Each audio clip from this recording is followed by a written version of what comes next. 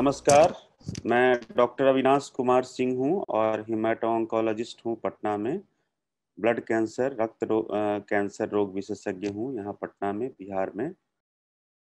और मैं आशा करता हूँ कि सभी लोग जो इसको सुन रहे हैं वो इस कोविड पैंडेमिक के इरा में अपने जगह पे सारी चीज़ों को जो कि बताया जा रहा है, सोशल डिस्टेंसिंग है, मास्क का यूज़ है, हैंड वॉशिंग है, इनका पालन करते हुए स्वस्थ हैं, ठीक हैं अपने जगह पे। और सितंबर का जो महीना होता है उसको हम लोग कैंसर अवेयरनेस मंथ के रूप में मनाते हैं। तो ये काफ़ी महत्वपूर्ण है क्योंकि हम लोग अपने देश में देखते हैं कि ज़्यादातर मरीज जो हमारे हैं वो लेट स्टेज में आते हैं हमारे पास। तो ऐसा देखा गया है कि जो अर्ली स्टेज के मरीज होते हैं उनमें काफ़ी अच्छा रिस्पांस होता है इलाज से। क्योर के चांसेस या बीमारी के कंट्रोल होने के चांसेस जो हैं वो काफ़ी ज़्यादा होते हैं यदि अर्ली स्टेज में आते हैं। लेकिन दुर्भाग्यवश चूंकि ज़्यादातर मरीज हमारे यहाँ एडवांस स्टेज में आते हैं तो उनमें उतने अच्छे रिजल्ट नहीं मिलते हैं। तो आज का जो ये मैसेज है वो इसी कैंसर अवेयरनेस लिए है ताकि ज़्यादा से ज़्यादा लोग इसको सुने। और जिनको भी इस तरह के सिम्टम्स कभी आए या साइंस दिखें तो वो जल्दी से जल्दी अर्ली अर्ली स्टेज में या इनिशियल सिम्टम्स के साथ ही अपने डॉक्टर्स को दिखाएं और बीमारी की पहचान करके हम लोग उनको एक अच्छी जिंदगी दे सकें। तो आज हम लोग जो बात करेंगे वो बीमारी है, उसको हम लोग लिम्फोमा कहते हैं। लिम्फोमा एक तरह का ब्लड कैंसर होता है जो कि हमारे शरीर में जो इन्फेक्शन से फाइटिंग सेल्स जो हमारे शरीर में हैं उनको वाइट ब्लड सेल्स कहते हैं। उसी में एक WBC होता है, उसे लिम्फोसाइट्स कहते हैं। तो लिम्फोसाइट्स का काम भी इन्फेक्शन से, रोग से लड़ने की क्षमता प्रदान करना है। तो लिम्फोसाइट्स के कैंसर को हम लोग लिम्फोमा कहते हैं। और हमारे शरीर में कहाँ कहाँ ये लिम्फोसाइट्स पाए जाते हैं, तो हमारे शरीर में बहुत सारे लिम्फ ग्लैंड्स होते हैं जो कि गर्दन में, कांख में, इंग्वाइनल रीजन में और इंटरनल जैसे कि छाती में, पेट में नॉर्मल लिम्फ नोड्स मिलते हैं, तो वहाँ लिम्फोसाइट्स मिलते हैं। फिर स्प्लीन होता है पेट में, जिसे तिल्ली भी कहते हैं साधारण शब्दों में, वहाँ लिम्फोसाइट्स मिलते हैं। गर्दन में ही थाइमस होता है, वहाँ लिम्फोसाइट्स मिलते हैं। और खून बनाने, रक्त बनाने का जो एक अंग है हमारे शरीर में उसको बोन मैरो कहते हैं, वहाँ भी लिम्फोसाइट्स मिलते हैं। तो आज जो हम लोग डिस्कस करेंगे लिम्फोमा के बारे में वो इसी लिम्फोसाइट्स के कैंसर हैं। तो कैसे जानेंगे हम लोग कि किसी को लिम्फोमा के लक्षण हैं या नहीं हैं, ये जानने की ज़रूरत है। तो लिम्फोमा के जो इनिशियल सिम्टम्स हैं उसमें होता है कि लिम्फ नोड्स जो होते हैं शरीर में, जो लिम्फ ग्लैंड्स होते हैं जहाँ जहाँ मैंने बताया जैसे गर्दन, कांख, तो उनके साइज बड़े हो जाते हैं। कभी कभी तो इतने बड़े होते हैं कि दूर से ही वो दिखाई देने लगते हैं कि बड़े बड़े लिम्फ नोड्स उनके गर्दन में हैं, कांख में हैं। तो लिम्फ नोड्स के साइज बढ़ जाते हैं, पेट में स्प्लीन, तिल्ली बढ़ जाती है, लीवर बढ़ जाता है। और इसके साथ साथ मरीज को बुखार आने लगता है, बुखार, ज़्यादा बुखार आने लगता है। और यह सामान्य बुखार से अलग होता है। जैसे सामान्य बुखार के लिए डॉक्टर्स कुछ प्रिस्क्राइब करते हैं दवाई, पैरासीटामोल है, एंटीबायोटिक है, तो उससे कोई ऐसा रिस्पॉन्स इस लिम्फोमा के बुखार में नहीं आता है। साथ साथ जैसे जैसे बीमारी बढ़ती है तो मरीज को काफ़ी ज़्यादा पसीना छूटता है।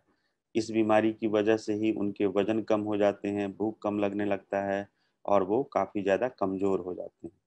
तो ऐसी स्थिति में जब इस तरह के सिम्टम्स हों तो ज़रूर हम लोग नज़दीक के अपने फैमिली फिजिशियन से, या यदि हिमेटो ऑन्कोलॉजिस्ट हों, ब्लड कैंसर से संबंधित कोई विशेषज्ञ हों, तो उनके पास जाएं और अपनी जांच कराएं और पता कराएं कि कहीं लिम्फोमा बीमारी तो नहीं है। क्या क्या कारण है जिस कारण से किसी को लिम्फोमा हो सकता है? तो कुछ चीज़ें हैं जो कि रिस्क फैक्टर की तरह काम करते हैं, जैसे कि बहुत ज़्यादा यदि हम लोग एडिक्टेड होते हैं चीज़ों से, जैसे स्मोकिंग करते हैं, टोबैको लेते हैं, अल्कोहल लेते हैं, तो ऐसे लोगों को देखा गया है कि लिम्फोमा के रिस्क ज़्यादा होते हैं। यदि किसी और बीमारी के लिए उनको किसी रेडियोथेरेपी से इलाज यदि किया गया है तो लिम्फोमा के रिस्क ज़्यादा होते हैं। और दूसरी जो चीज़ है जो मैंने अपने एक्सपीरियंस में देखा और कुछ लोगों ने भी अनुभव किया है कि आज का जो हमारा लाइफ स्टाइल है, जो लेट नाइट तक जगना है, लेट उठना है, जो डाइटरी हमारा पैटर्न है, जिस तरह के खान पान हम लोगों ने चेंज कर लिया है, स्ट्रेस जो हमारे काम के कारण काफ़ी ज़्यादा हो गया है, बहुत ज़्यादा मोबाइल टीवी पे रहने के कारण जो हमारा मानसिक तनाव बढ़ गया है, ये भी कहीं न कहीं किसी तरीके से डायरेक्टली या इनडायरेक्टली इस तरह के बीमारियों के बढ़ने के पीछे एक एक कारण है। तो जो भी लोग सुन रहे हैं जो स्वस्थ हैं, उनको जरूर अपने लाइफ स्टाइल को, अपने रूटीन को ठीक करना चाहिए ताकि अर्ली राइजर बने, अर्ली हम लोग बेड पे जाएं, अपना एक पर्टिकुलर रूटीन रहे, हम लोग खाने पीने में ध्यान दें कि फास्ट फूड, बाहर की चीज़ों को ज़्यादा ना खाएं, ज़्यादा सलाद का सेवन करें। ये सब चीज़ें महत्वपूर्ण हैं। नींद अच्छी लें, एडिक्शन से दूर रहें। और बहुत सारे ऐसे भी मरीज हैं लिम्फोमा के जिनमें हम लोग स्पेसिफिक कोई ऐसा कारण नहीं बता पाते हैं कि उनको क्यों ये बीमारी हो गई। तो ये सब हो गए बचाव के। उसके बाद हम लोगों ने डिस्कस किया लक्षण के लिए। तो जैसे भी हम लोग डॉक्टर्स के पास जाते हैं या इस तरह के मरीज हमारे पास आते हैं, तो हम लोग उनकी हिस्ट्री लेते हैं, उनको फिजिकल एग्जामिनेशन उनका करते हैं कि कहाँ कहाँ लिम्फ नोड्स, स्प्लीन वगैरह बढ़ा हुआ है और कोई दिक्कत तो नहीं है। और उसके बाद हम लोग कुछ इन्वेस्टिगेशन करते हैं ताकि उनको हम कंफर्म करें कि उनको कौन सी बीमारी हुई है। तो लिम्फोमा सस्पेक्ट करने पर हम लोग जो इनिशियल इन्वेस्टिगेशन करते हैं उसमें कुछ ब्लड इन्वेस्टिगेशन है, जैसे कि कंप्लीट ब्लड काउंट है, जो कि साधारण टेस्ट है, हर जगह उपलब्ध है। Complete blood count, peripheral blood smear, उसके बाद शरीर के दूसरे अंगों को देखते हैं, जैसे liver function test, kidney function test, viral marker करते हैं। और हम लोग कुछ इमेजिंग करते हैं, जैसे कि सीटी स्कैन या पेट सीटी होल बॉडी करते हैं, जानने के लिए कि जो लिम्फ नोड बाहर दिख रहे हैं उसके अलावा भी शरीर में और कहाँ कहाँ लिम्फ नोड हैं, ताकि हम लोग को पता चल सके कि यदि लिम्फोमा है तो उसकी स्टेजिंग क्या है, स्टेज 1 है, 2 है, 3 है, 4 है, किस स्टेज में है बीमारी। और उसके बाद जो सबसे कंफर्मेटरी टेस्ट है लिम्फोमा के लिए, तो वो है लिम्फ नोड बायोप्सी। मतलब किसी एक लिम्फ ग्रंथि का हम लोग एक्सीजन बायोप्सी करा के और उसकी मॉर्फोलॉजी देखते हैं, और उसके बाद और आगे उसमें हम लोग जांच करते हैं, इम्यूनोहिस्टोकेमिस्ट्री और कुछ स्पेसिफिक मॉलिक्यूलर जांच करके हम लोग कंफर्म करते हैं कि मरीज को लिम्फोमा है। लिम्फोमा है तो किस तरह का लिम्फोमा है, और उसमें भी और कुछ प्रोग्नोस्टिक चीज़ें जो कि आगे लिम्फोमा बीमारी इलाज से कितना ठीक होगा उसकी संभावना को बताने के लिए कुछ जांच करते हैं। तो ये सब नॉर्मल रूटीन कॉमन टेस्ट है जो लिम्फोमा के मरीजों को किया जाता है। और यहाँ कुछ मिथ है जो मैं बताना चाहूँगा। हमारे समाज में बहुत सारे लोग सोचते हैं यदि किसी का लिम्फ नोड बायोप्सी हो जाएगा, सर्जरी हो जाएगा, तो बीमारी बढ़ जाएगी। और इसी उधेर बुन में क्या करते हैं कि वो डिस्कशन करते रहते हैं आपस में, चीज़ों को डिले करते हैं, समय बर्बाद होता है। और जो बीमारी हमारे स्टेज 1 में आती है वो स्टेज 2, 3, 4 में चली जाती है। तो जानने की जरूरत है कि लिम्फ नोड बायोप्सी से बीमारी नहीं बढ़ती है, कैंसर नहीं बढ़ता है।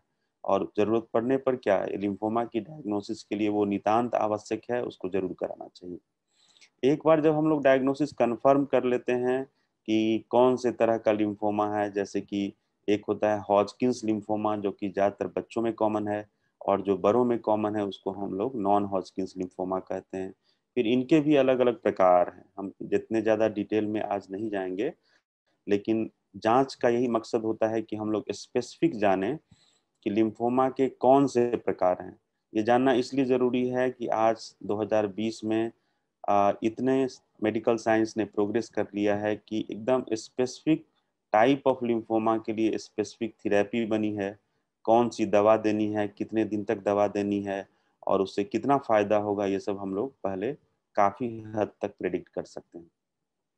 तो डायग्नोसिस कंफर्म करने के बाद जो इलाज है, इलाज में हम लोग कीमोथेरेपी ऑप्शन है, इम्यूनो कीमोथेरेपी होता है, टारगेटेड थेरेपी होता है, और कभी कभी लोकल रेडिएशन या कभी कभी एक ही जगह यदि लिम्फ नोड हो तो कुछ ऐसे भी लिम्फोमा है जिसमें सिर्फ लोकल एक्सीजन कर देने से, सर्जरी कर देने से भी वो क्यूरेटिव ट्रीटमेंट होता है।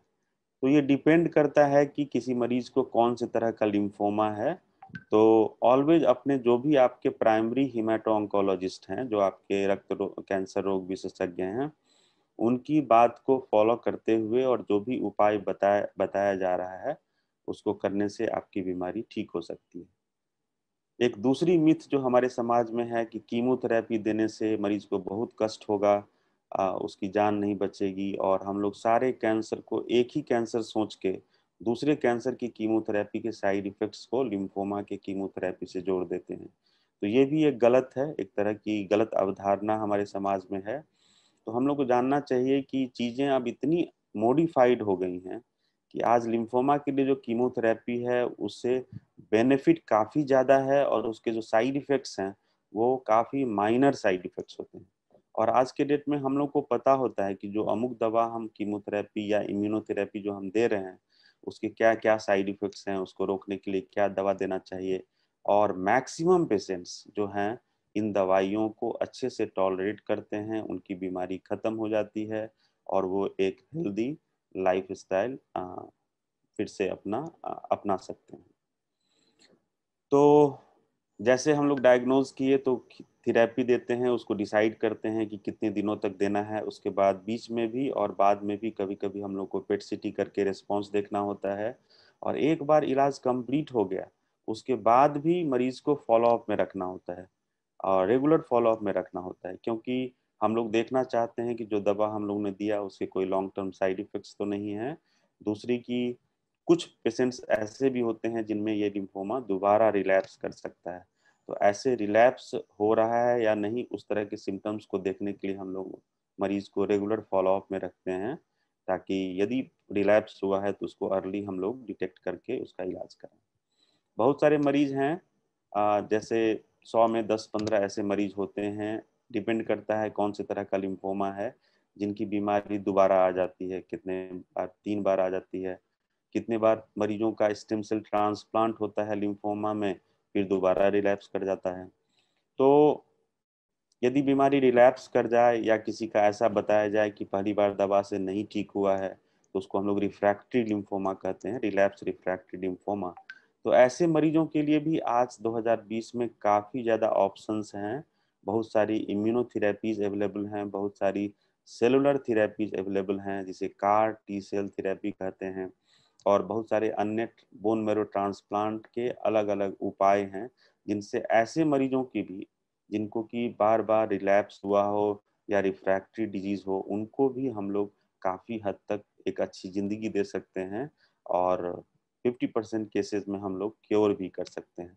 तो आपकी बीमारी, आप किसी भी हमारे देश के किसी भी भाग से सुन रहे हों, किसी भी जगह से इस चीज़ को सुन रहे हों, किसी भी अस्पताल, चाहे सरकारी, कॉरपोरेट हॉस्पिटल, प्राइवेट हॉस्पिटल में अपना इलाज करा रहे हों, और यदि आपको लिम्फोमा है, वो किसी भी स्टेज का है, इनिशियली डायग्नोज्ड हुआ है, न्यूली डायग्नोज्ड है, या रिलैप्स रिफ्रैक्टरी है, मल्टीपली रिलैप्स्ड है, काफ़ी हद तक लोग कह रहे हैं कि प्रोग्नोसिस खराब है, इस तरह का है, तब भी आपको हिम्मत हारने की ज़रूरत नहीं है। अपना माइंडसेट पॉजिटिव रखें, पूरे फैमिली का माइंडसेट पॉजिटिव रखें, अपने मन, शरीर सबको इस बीमारी के अगेंस्ट लगा दें, और अपने जो भी आपके प्राइमरी हेमेटो ऑन्कोलॉजिस्ट हैं उनकी बात को समझें। उन्होंने जो भी उपाय बताया है उस पर पॉजिटिवली उसको फॉलो करें। तो हम लोगों ने देखा है कि बहुत सारी खराब प्रोग्नोसिस वाली बीमारी भी, जब हम लोग पॉजिटिव माइंडसेट के साथ पूरी टीम, डॉक्टर्स, नर्सेज, जो आपकी फैमिली है, आप पेशेंट हैं, सब लोग मिल के जब हम लोग बीमारी से लड़ते हैं तो कभी कभी आश्चर्यजनक रिपोर्ट मिलता है, आश्चर्यजनक रिस्पॉन्स मिलता है। बहुत सारे जगह ऐसा होता है जहां हम लोग भी सोचते हैं कि नहीं ये बीमारी ठीक नहीं है, लेकिन रिस्पॉन्स जब हम लोग दवाई से देखते हैं तो आश्चर्य होता है कि ऐसा क्यों हुआ। तो इलाज है, काफ़ी हद तक सक्सेसफुल इलाज है, क्यूरेटिव पोटेंशियल के इलाज हैं हर एक स्टेज, और बार बार आने वाली रिलैप्स रिफ्रैक्टरी लिम्फोमा के लिए भी इलाज है, उपलब्ध है। और हम यदि पॉजिटिव माइंडसेट से इलाज कराएं यदि, तो निश्चित ही हमें सफलता मिलेगी। तो हिम्मत हारने की जरूरत नहीं है। और इसी के साथ मैं अपने मैसेज को समाप्त करता हूँ। धन्यवाद।